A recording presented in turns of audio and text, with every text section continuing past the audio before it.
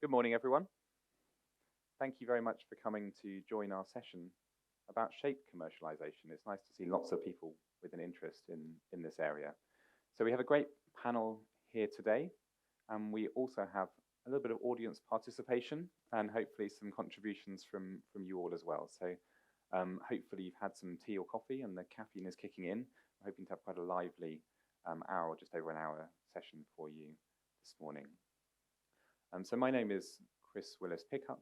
I work in social venture spin-outs and shape spin-outs from a legal perspective primarily. I work with a mix of spin-out organizations with TTOs and with universities on the charity law side about how to do this, what's the legal framework, what's the regulatory framework. So I'm going to chair the session, and we have three excellent panelists who I'll ask to introduce themselves. Let's start with Chris. Oh, excellent. Okay, so we thought the microphone didn't work for a second, but it does. So I'm Chris Fellingham. I used to be at Oxford University doing shape spin-outs, and now I run the Arc Accelerator, which is I think the world's first shape accelerator, and it's funded by ESRC, AHRC. Hello, everybody. My name is Shahira Abdurrahman, or many of you might know me as Shira. I am one of the co-investigators at Innovation and Research Caucus, and also a senior lecturer at Oxford Brookes University.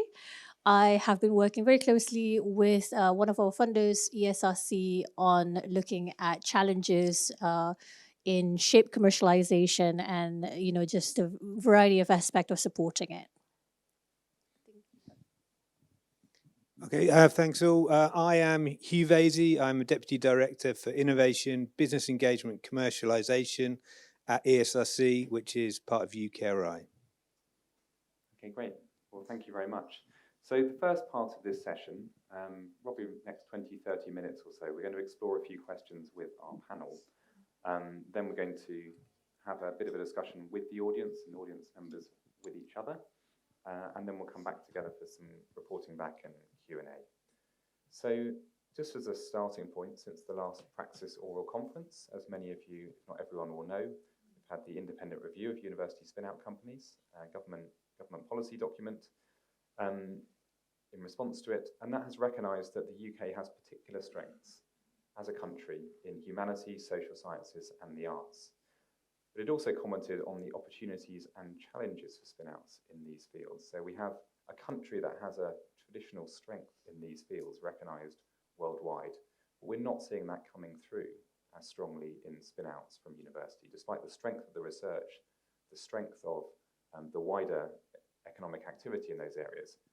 Something is not happening in spin-outs to bring what's happening in universities into closer contact with other parts of the economy, with businesses, with local authorities, and to address some of the inequalities that we heard about this morning.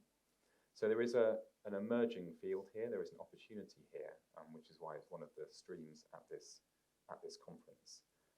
So let's explore the current state of shape commercialization with our panel, and then we'll come on to where are we going a bit later on.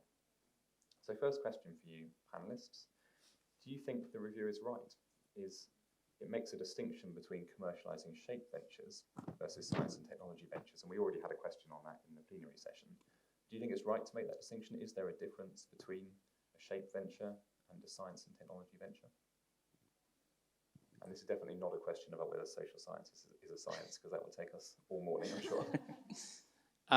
I'll go first. I think absolutely, and I would say some parts of the UK Research Council's Innovate, for example, I think it's taken them a long time to kind of accept that. I think when we started trying to do shape commercialization at sort of scale, say with the Aspect project a few years ago, honestly, the view in Innovate was, well, we've already got programs like iCure, we can just use them. And I think in practice, once we started doing lots of shape commercialization, we realized there were quite fundamental differences in how shape commercializes. And at a high level, those are: one is they're mostly service-based companies at the start. So that means not capital intensive. They commercialize in a different way, such they might use consultancy at the university. Secondly, a lot more social ventures. I don't think that was known at the start, but at least the ones I've seen, over half are social ventures, which isn't a structure you would see anywhere near as often, I think, in STEM commercialization. The sectors are totally different. You're talking areas like education, social policy, healthcare, but actually more like the public health side or mental health, which requires different expertise on the TTO side and experience of working with public sector organizations, for example. And so all of that kind of means that you're building this ecosystem from scratch where everyone's kind of, at least at the start, sort of finding their way through the dark. Who should I speak to? How do I find the right experts in different companies? What kind of commercialization pathway should I be focusing on? Should they focus on investment, or should they actually focus on just early sales and like build it like a consultancy? All of that has taken, I think, years to really bottom out and understand in a bit more detail, and we're still in the early stages. But all of that to me says it's very different from STEM, and we do need a sort of an ecosystem for SHAPE on its own terms. Thanks, Chris. Shira. Yeah, I'd like to add on to that, just coming from an academic perspective. So we like to sort of conceptualize things when we look at what we're observing. So the way that I would see look at STEM versus SHAPE commercialization is more from IP-rich and sort of patent-rich commercialization versus more knowledge-intensive commercialization. So if we apply this conceptual framework of thinking about ecosystems as a whole. So there's one called entrepreneurial ecosystem. It's teaching us how to look at, a certain space and try to see why entrepreneurship exists there, why is it flourishing, what sort of factors are driving it, what sort of institutions are driving that. And in the UK, I think this IP-rich, patent-rich, which is much more sort of synonymized with STEM commercialization, is at a much more developed phase of its life cycle. So if you can think about the ecosystem as having life cycles, so birth, for example, growth, I think STEM or this IP-rich or patent-rich commercialization ecosystem is more at its growth phase. If you look through this life cycle phase as well, different ecosystems can sort of emerge from the existing one. And this is where SHAPE is coming out from. It's actually coming out of an existing ecosystem, and yet it's differing slightly here and there. So it's sort of like comparing, it's not so much of apples and oranges, but almost oranges and limes. It has similarities, and yet it has differences. And that's where, like what Chris was saying, that, you have, you can see now, for example, that in SHAPE commercialization, the more preferred pathway is social ventures. So we are learning differences in where SHAPE is in its ecosystem, and it's definitely not at the same phase as where STEM is, or again, IP-rich or patent-rich sort of commercialization. And that's how I sort of visualize the difference between them. Thank you, Shira. Yeah, I think I totally agree with what Shira and Chris have said so far. I think I'd add, though, how we've developed, we're at a position now that we're perhaps not as different as we thought we were originally. There's certainly a need at the start to rethink the dominant models of how you did SHAPE, how you did commercialization from research in order to fit for a certain type of project that was coming out of SHAPE. So that these were, ones where it's harder to patent, less clear IP to protect, was often going into social ventures and so forth. But what I think we've actually done is begin to open up the field of possibility of what commercialization can be. And I think you'll begin to see STEM and SHAPE sort of pulling together in certain areas, social ventures, less easily IPable stuff. So we're kind of lowering the costs as well for doing new types of STEM commercialization as well. And the one where I'm really excited is really genuine multidisciplinary commercialization. So not multidisciplinary cohorts, but multidisciplinary teams coming out and particularly addressing missions, real sticky, difficult to solve problems, and being able to use commercialization as a way to sustain impact. Thanks very much, Hugh. So on that sustainability of impact, and moving on from the sort of setup in the review between science and technology and SHAPE, how is the landscape across the UK for SHAPE commercialisation?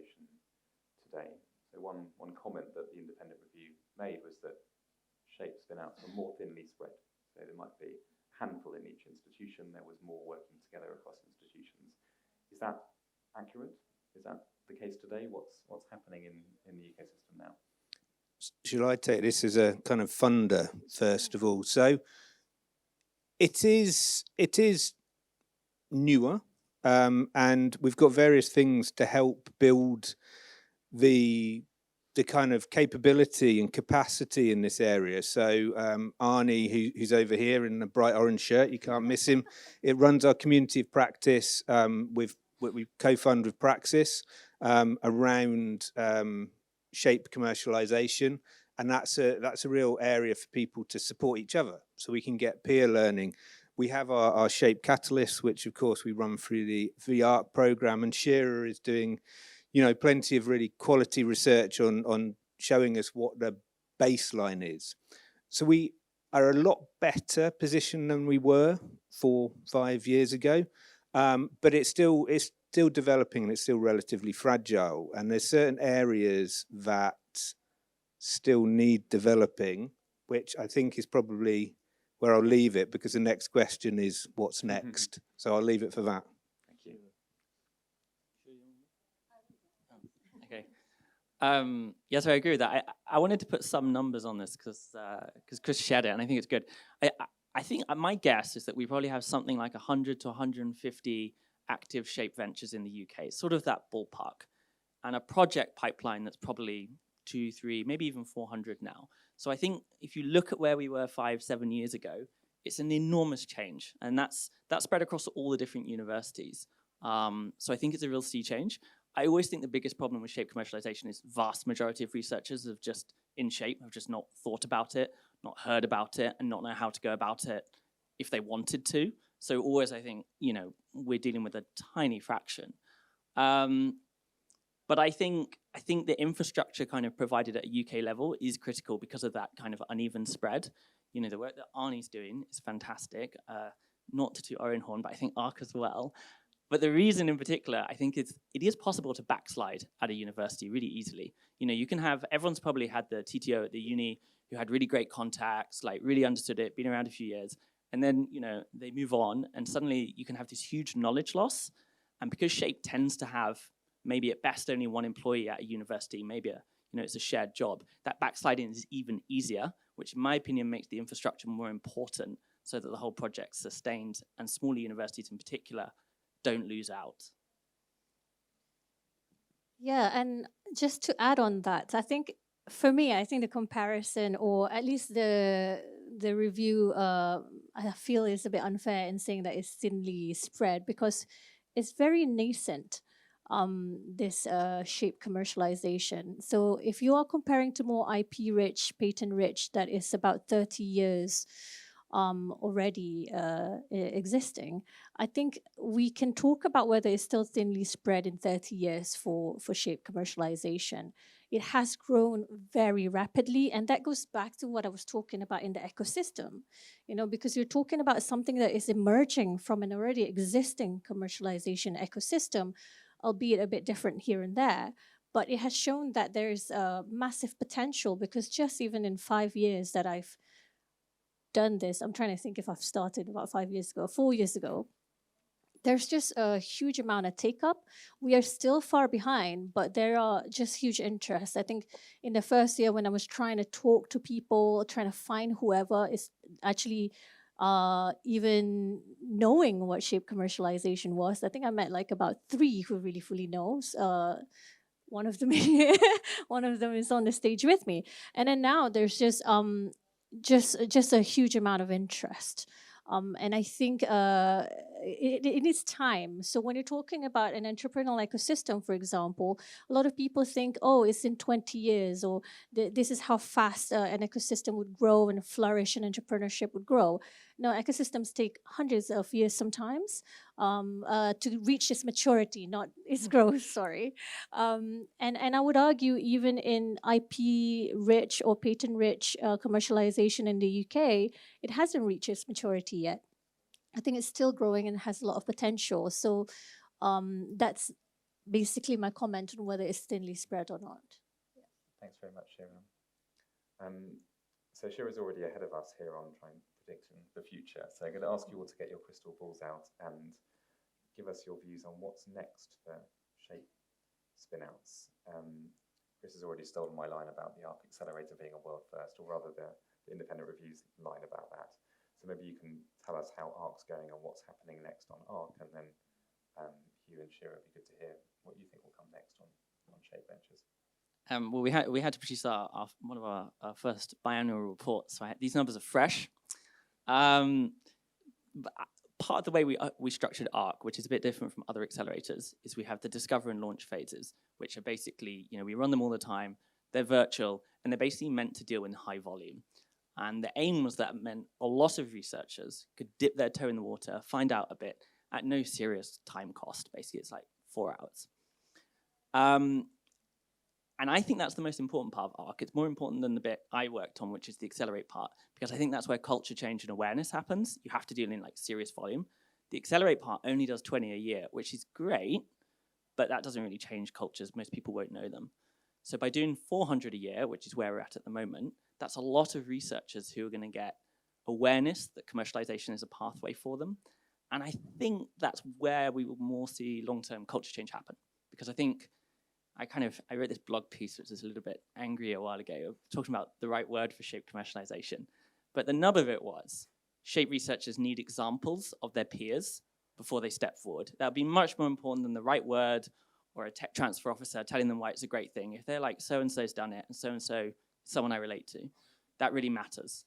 So for us, having that wide funnel part at the start of ARC and currently hitting those numbers, longer term is the best way to get more ventures, more peer awareness, and hopefully put the whole ecosystem into a sort of a higher equilibrium. Thank you. Okay. Yeah, so it's really interesting what Chris says about the importance of that kind of large capacity, large volume thing, because in some ways we're seeing some convergent kind of evolution here, because Zinc, who run our Healthy Aging Catalyst, so that's an interdisciplinary catalyst, we ran as part of Industrial Strategy Healthy Aging Challenge. They ended up being quite similar, and I think some of the changes we've seen in iCure as well are shifting along to this, go very broad, have more options about how you do it. So we're moving away from a single model of commercialization, which I think is great for everyone. I'm really focusing in on educating in areas that wouldn't normally consider commercialization as a way to sustain the impact of their work. So I have to say commercialization is sustaining the impact of your work at all presentations I do, because that seems to be the winning line. I think the other thing we've got to think about is we're beginning to get a robust, very early stage. I guess my concern as a funder is not building an elevator that just stops in midair and dropping everyone off. So, if we get all the money in the world, I would like to see something like the accelerator model we now have with Healthy Aging, which is really getting people up to where in UKRI terms we can hand them over to Innovate UK. And it will also mean Innovate beginning to flex some of the way they fund. So, I'd love to see them funding more social ventures, and they are experimenting in this area with ways to do that and being wise to what low IP shape style ventures need at that stage, which is different from a tech focused company. They need the money in different ways. So we can see that. And again, multidisciplinary is something I'm super excited about. And I think it's a way of marrying back up elements of a shape and STEM ecosystem. And missions is the other thing I think we'll see lots of, because it really draws people in to why do you commercialize? Well, you've got that shared goal. You're addressing this sticky societal problem. So missions is something I'm quite excited about to see in this space as well. Thanks very much, Hugh. Okay, so if I'm thinking about how do we move from the emergence phase to a growth phase, the emergence phase is characterized, the way that I would think about it, I'm always thinking about different stakeholders.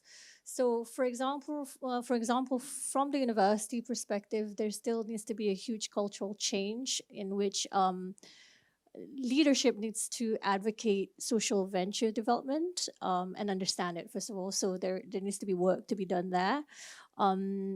Academics need to have a valid career progression through commercialization. So not having that as an option would be great.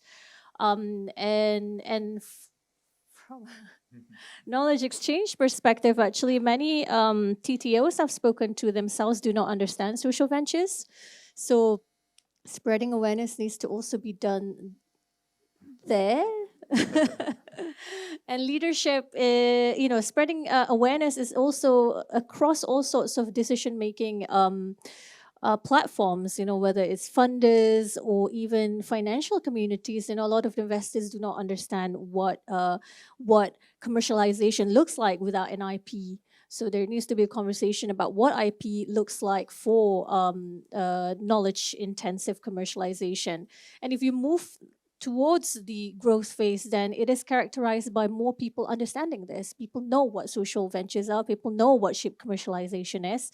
And then also you would start having enterprises that either exit the small or micro status to medium, but also, I feel like that's me.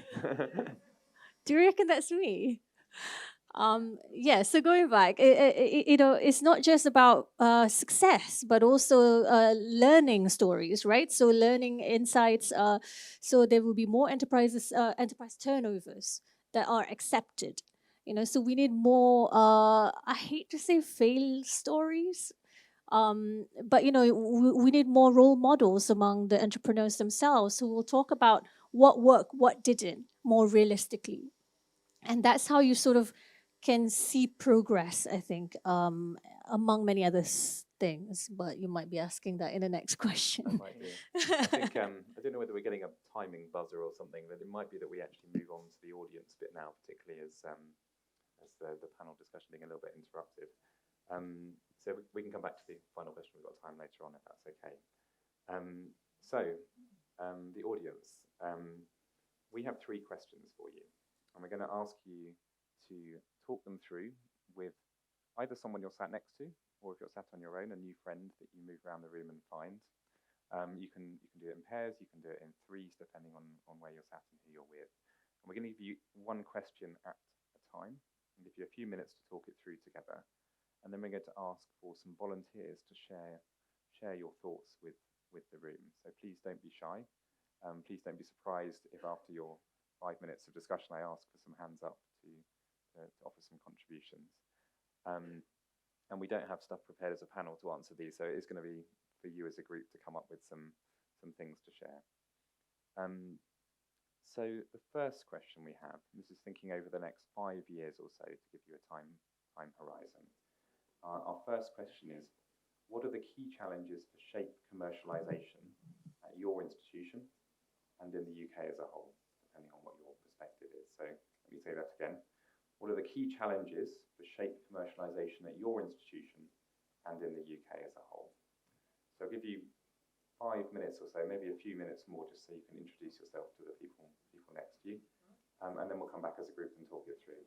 So off you go.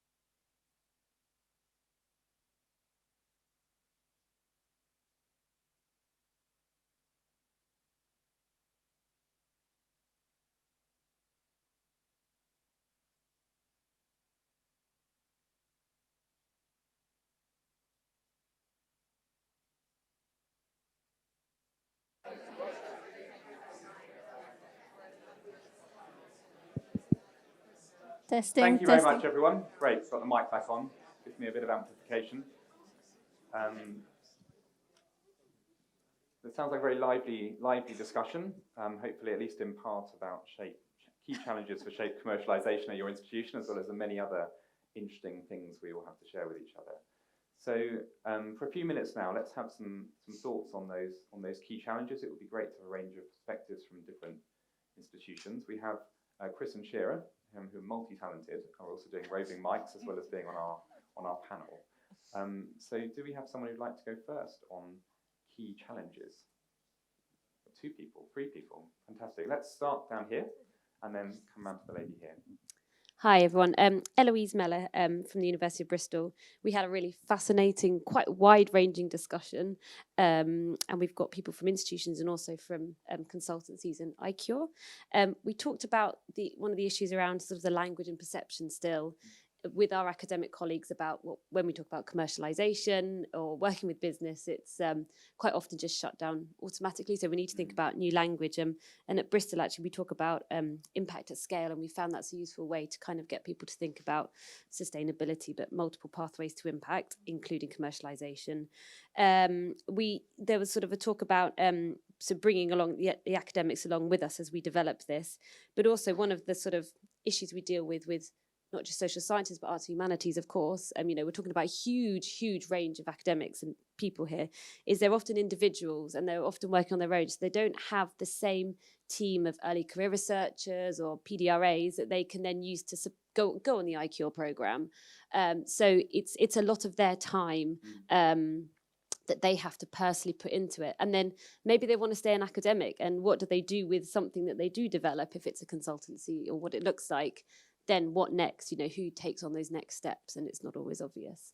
I think anything else? Lack of understanding as well. There's a training issue there. Yeah, there's a training issue. So I think sort of Chris talked about some of the ARC training, but we think there's still a training, more training needed, I think, and a lack of understanding about what we mean when we talk about commercialisation. That's probably enough from me.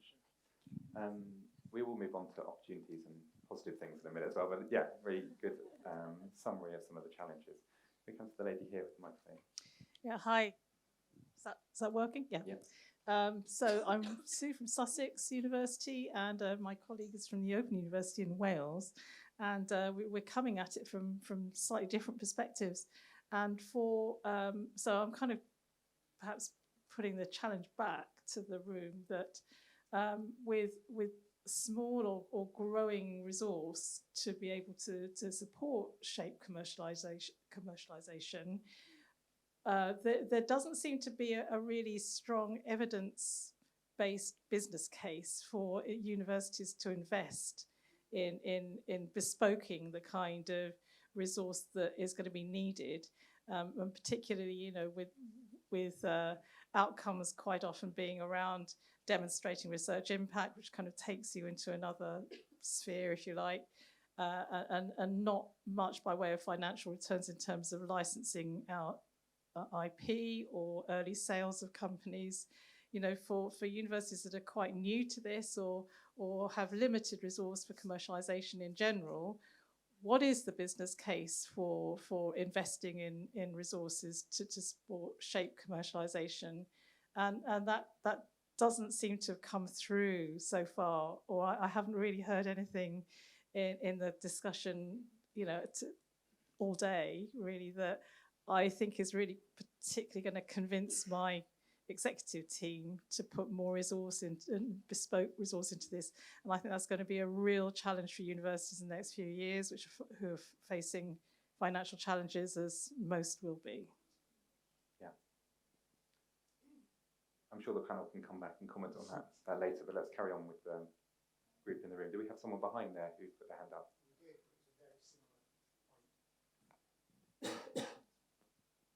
Excuse me.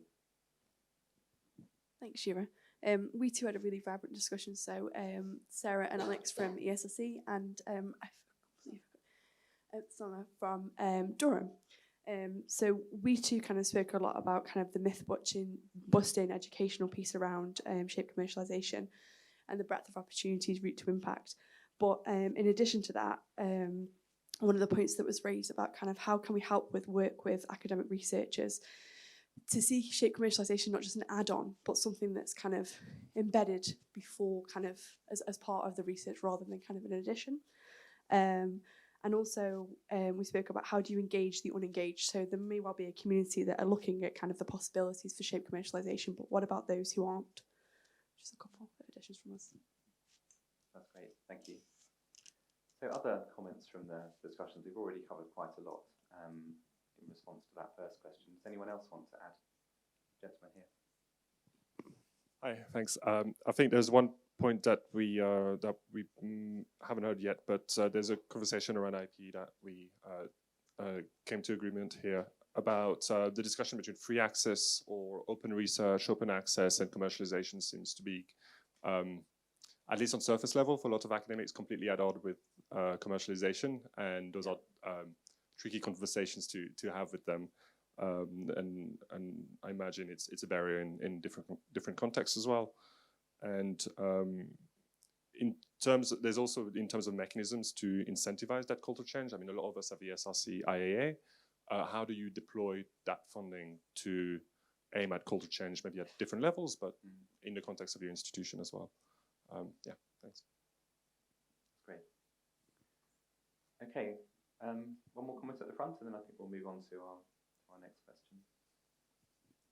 Hi, thanks. Just one from our group that a lot of similar things to other groups. The one that hadn't come up so far was maybe a lack of real high-profile champions of social venture shape commercialization that haven't come to yet. You know, in all our university clusters, we can probably point to the great big success story that's come through science and tech commercialization, whether it's by investment raised, jobs created, exit. And we maybe don't have those yet to do that inspiration piece. And then we got onto an interesting discussion of there's an opportunity, you know, unicorn gets thrown around a lot in general spin out commercialization, helpfully or otherwise, probably in most cases. And is there a space in shape commercialization to define something better for that? You know, what would the equivalence be that would inspire and would be pointed to as the big success stories to come through? That's great. Well, fantastic segue. It almost looks like it was planted, but it wasn't. Because the next question we have for you is, what would success look like for your institution and for the UK? Now, we've obviously identified lots of challenges and some pointers towards success, but let's really focus down on that. What next 5 years time frame? Over the next 5 years, what would success look like for you, your institution, and for the UK on shape commercialisation? Okay, we've got 5 to 7 minutes.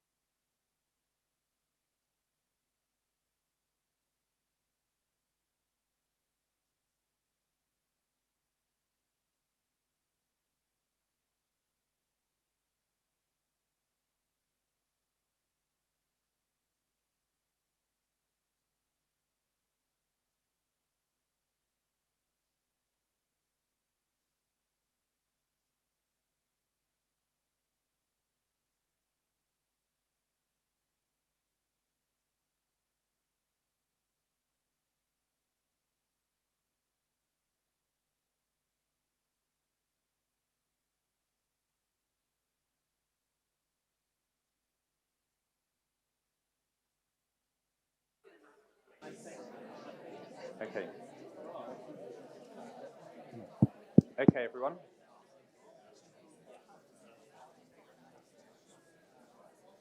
I hope you've all had a good discussion about success, what success looks like for your institution, whether that is managing to persuade the powers that be that commercialization is not just about money, but also about disseminating research impact and meeting REF goals and delivering charitable purposes, as we were just talking about.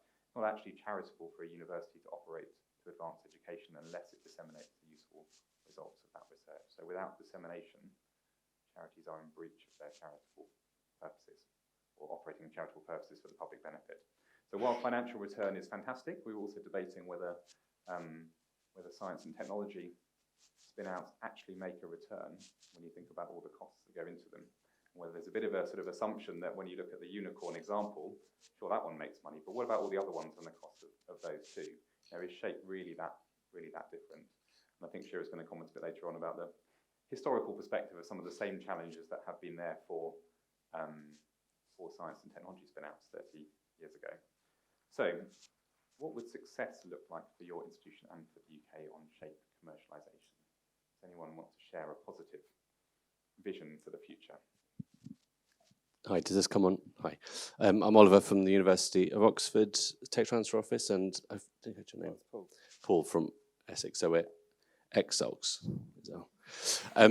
I guess what we talked about was that success for institutions, certainly ours, is that relies on retaining and attracting, academic body, intelligent and creative people. Particularly in our case, a global race for the competition for elite academics, and so particularly in medical sciences and other tech areas, increasingly up and coming researchers and students expect to have a commercials part of their career, and so their expectation is that they'll be able to retain both an academic career and also spin out and have an. So success would be, I guess, equivalent across other areas of the university where up and coming researchers see it as part of a natural career progression to both have an academic career and that isn't an impediment to a commercial activity, really. So long-term success would be creating an environment that continues to attract, really, top-level academic talent in the UK. And my expectation would be that increasingly the next generation, the current generation, want to have a commercial part of their life. That's exciting.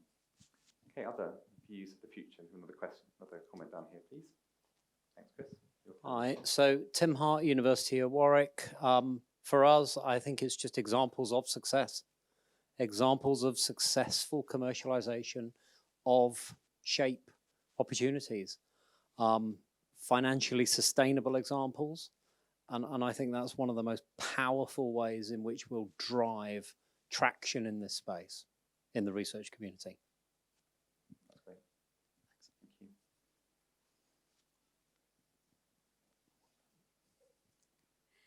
Hi, sorry, I've just thrown us under the bus. So I'm Claire from Durham University with Paul from Royal Holloway, and it harks back to probably one of the early comments around what do we do with businesses who or academics who have got to the point of capacity, and how do we get those ideas out into the world when they're serial entrepreneurs, they're constantly coming up with ideas, but they don't necessarily want to spin out a business. So we were talking about collaboration, so finding collaborative partners, particularly in social ventures, where we can help partner them up with somebody within the community and, another entrepreneur outside the academic, or maybe another institution as well. So it's coming back to that, how do we sustain ideas, and collaboration can never be a bad thing. More collaboration in the next 5 years. Any other positive views? I'm just behind you and then we'll come on to you. Yeah, I think it's just building on the multidisciplinary sort of, so I think in the past it can be quite frustrating because we tend to sort of link humanities and social sciences with third sector.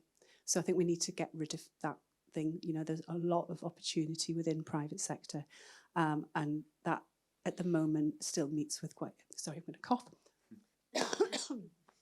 That still meets with quite a bit of resistance, so we need to get rid of that. we need to get rid of that. We work with all sectors. A lot of multinationals engage with arts, creative industries and humanities. So just being able to sort of work together across the sectors would be, I think, very beneficial. Just pass the mic back behind you, the gentleman there, with a comment as well. Hi, I'm Nick Gossett from Loughborough University. I think for me, success would look like cementing some new business models in university commercialisation. I think a lot of the potential businesses that would come from SHAPE, and even different models from STEM around service-based businesses as well, which actually sit between what traditionally has been consultancy and the IP-based businesses. And I think we've got stuck in those tracks. We've been told by investors that only investable propositions are proper businesses.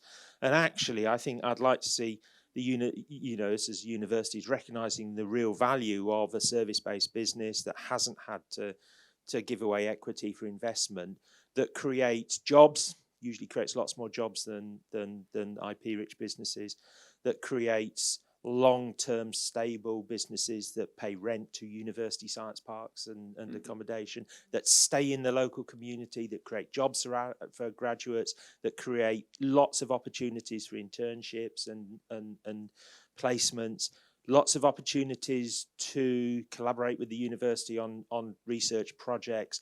And at the end of the day, if you do exit, and there are lots of opportunities to exit for these businesses through a trade sale, because you've not had to give away equity, you may well end up retaining more value, financial value, into the university and for the founding academics as well. And I think the recognition of that as a legitimate route that is separate but as valuable as a IP based, would be very useful. Great. That sounds very much like the business plan for SHAPE commercialisation for some of the university leaders.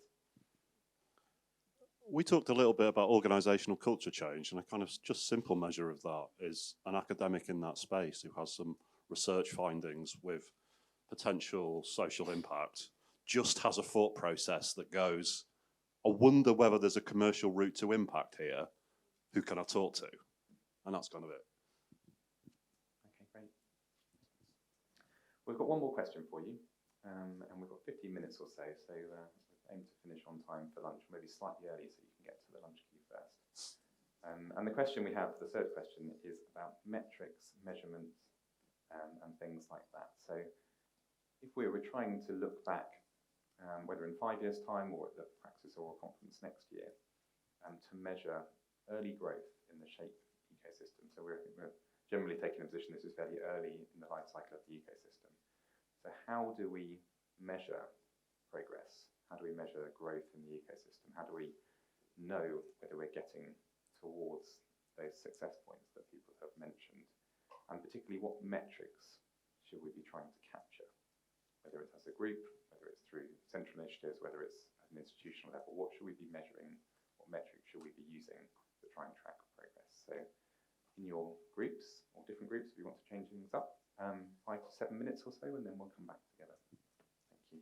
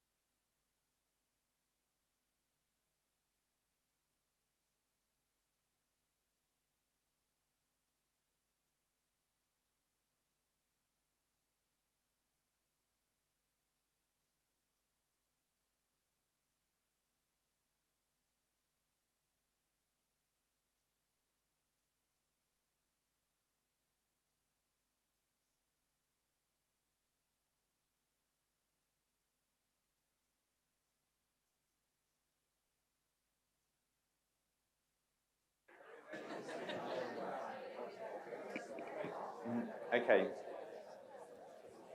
Well, let's try to deliver on that promise of a slightly early lunch. Sorry to interrupt the conversations, but you can continue them into the lunch break. So our final question was about metrics and what metrics we should be using to measure early growth in the SHAPE ecosystem. So let's just spend a few minutes on some feedback on that, and then we'll wrap up with our panel. So who would like to go first? There's a gentleman at the back, and then we'll come to you, sir. Hi, I'm Matt Sanger from Solent University. One thing I think this particular area can contribute to is a diversification of the economy in terms of the industry or the different sectors that are in existence in our country. If we think back to 2008, when the banking crisis happened, we were so heavily reliant on that sector for economic development that we put ourselves in a real state of peril. Now, whereas we have the opportunity here with this particular sector to create that diverse portfolio that more matches other Western countries. If you look at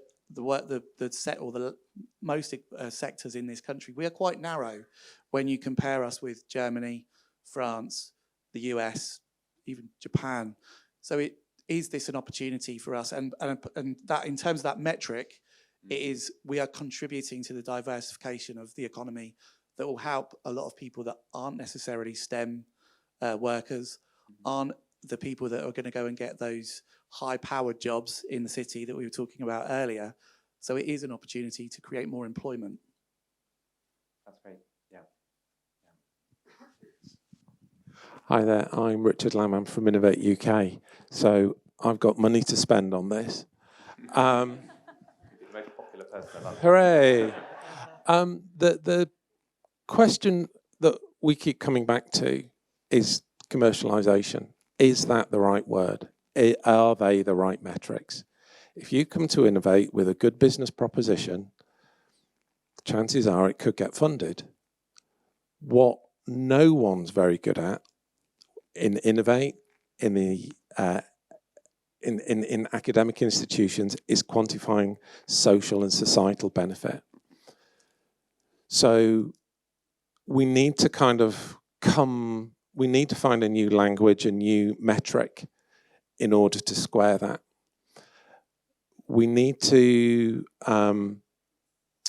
think about how we can get into organisations like Innovate to embrace those values, because it's all well and good having a brilliant social benefit and we could save the NHS loads of money, but you've still got to pay your staff as a business.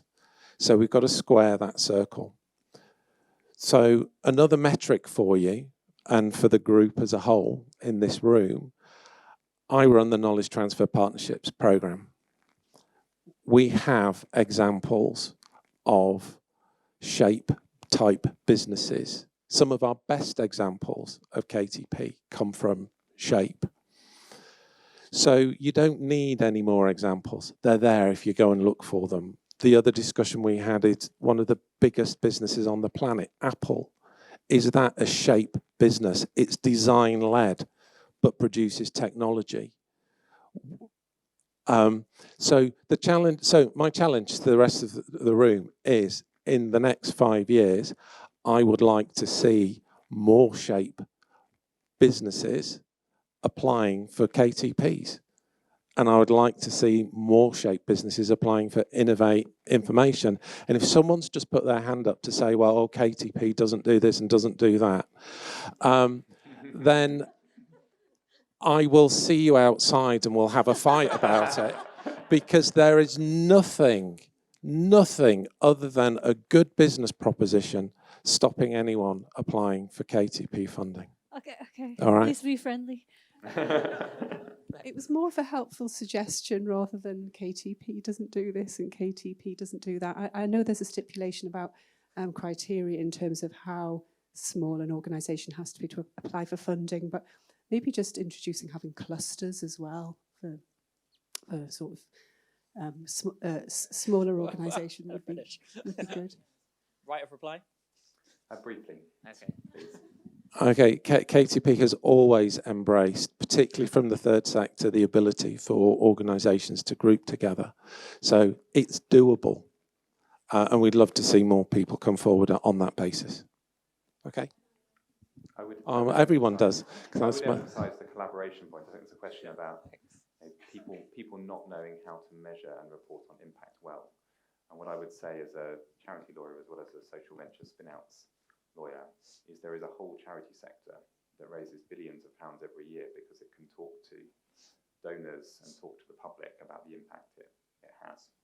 And there is a lot of expertise in charities, both locally and nationally, in how to do impact reporting. And if you want an example, have a look at Clarity Water's website, where you give and you can see, on a map exactly which well you funded. And people have been very, very, very successful about raising money in part because they're demonstrating the impact in a very direct way, but there are lots of other good impact measurement and reporting techniques already in the charity sector. I wanted to add to that. The charity sector is incredible for tracking impact, which is something that we should learn from. Sometimes we're trying to figure out something new when there's existing resources out there. And the third sector and charity sector, they always have to prove themselves for their funding.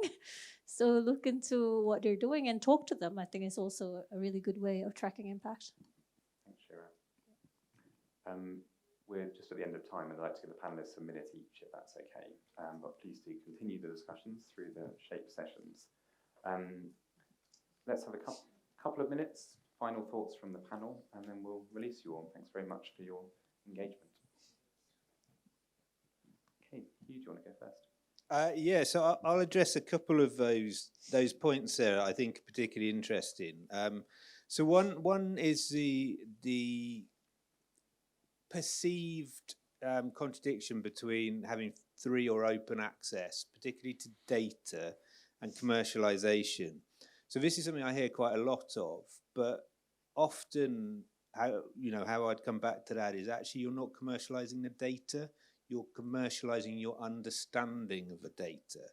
And data is nothing without understanding. So it's really, we have a lot of people who do work around open access data sets. ESRC funds huge amounts of open access data sets, Ministry of Data Research, UK, Smart Data Research now. So we certainly don't want people to suddenly start closing that off.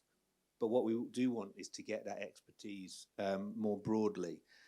So that's one element I was thinking of. The other thing around metrics is it's something that I feel like I've been slightly banging my head against a wall with for the last 5 years. And I think the question is, it's not necessarily actually hard to measure impact. It's more difficult than other things. What is difficult is to do it on a sector level. To say, what is the impact of all commercialisation projects? There's very, valued ways to say what is the benefit to certain things, cost-benefit analysis, for example, but that tends to work on a project-by-project basis. And I think we perhaps, I challenge Shira and Thomas Coates-Ulrichsen to kind of think about this for me, outsourcing my thinking time to them. And really what they came back with was quite a sophisticated way to go, what are we trying to do? So a kind of theory of change model broadly. And then how do we measure whether we're managing to do those individual things? So I think we have to flip out of our mindset of suddenly expecting, say, HEBSI data to provide the answers to this. It's not going to. It's a different thing. So we need to think in a different way about how to get metrics in this area. Thanks very much, Hugh. Oh, okay. Yes, so I wanted to also touch on the impact part because I think it's a reasonable thing to kind of go, well, we have financial metrics and they're kind of universal, like investment raised or revenue or people. And if the venture is therefore impact focused and maybe doesn't have the financial returns, you'd want something closer to a universality. I think it's philosophically impossible, right? This is essentially what utilitarian philosophers have been trying to do for ages. How do you measure, the value of a well versus like the trauma at childbirth or something? There's lots of different problems and you can't really compare them. Where I think there is possible is if you look at stuff like climate change, a lot of the progress we make is because through regulation and carbon market pricing, we've created a sort of artificial market to incentivize ventures to go in there. And I would think that maybe in areas like health, where you have things like QALYs, maybe in education, where you do have more universal assessment processes, you could potentially create quasi-market structures that would really be of huge benefit to Shape Ventures. That might be a bit wishful, but I think that would be part of the problem, and maybe a challenge-led government might be more open to that. Yeah, and I think sometimes the impact is already out there, but it's about knowing how to capture them and measure them. Let's be real, a lot of us don't actually think about impact from the get-go. And therefore, if we're thinking about it after something is done, it's a little bit harder to capture it. So when me and my partner, Jen Nellis, we looked into about 200 impact case studies in social science, arts, and humanities to see what does economic impact look like in these areas. And we noticed that there's a lot of them that are not what I call active economic impact. So you're talking about sales, you're talking about revenues, but a lot of preventative, sort of saving costs here, risk management where something would have posed the cost later. So for example, in a hospital, reducing the amount of readmissions. So there are things like that where I thought if they had thought about impact from the get-go, there would be metrics there that they could have captured. So it is about changing that mindset, about thinking what impact looks like beyond just ROI. And just as a close, I think what you wanted to get at in terms of history, if Thomas was here, he would say, 20 years ago, I would have the same questions in terms of STEM. What is the business case for commercialization? How do we measure it? And yet we don't ask these questions about STEM today. So it is really thinking about not comparing them as apple, or, as I say, they're not apples and oranges. They are oranges and lime, but definitely one of them is a lot more developed and ripe and ready to eat, and one is still being, sown. So I think that's where I'm going to wrap up. Thanks very much, Shira. And thank you very much to the panel and to all of you for your contributions as well. That was a really interesting discussion.